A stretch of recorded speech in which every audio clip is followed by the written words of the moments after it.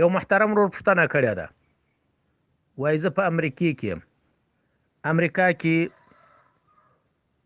د هوټلونو څخه کورونو ته کریټونه وړل کیږي، پاکټونه.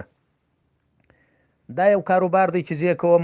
مثلا که په دغو کریټو کې یو کریټ داسې چې هغه لاک کې بند دي، دا نه معلومیږي چې د خوږ غوښې دي پکښې، شراب دي، نور څه دي.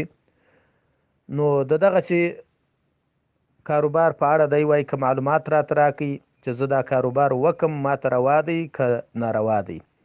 الجواب حامدا مصلي وبه التوفیق. محترمه وروره، تاسو په څه طریقه باندې د معلومات وکړئ؟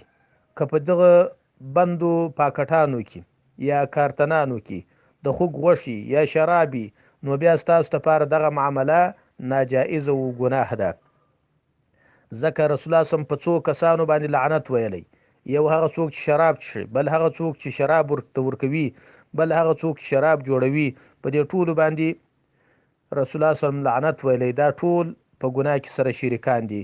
او که چیرې د شی پکښې چې دغه خوراک جایز و حلالي، نو بیا ستاسو دغه معامله او دا کاروبار پروا نه لري، جایز دی.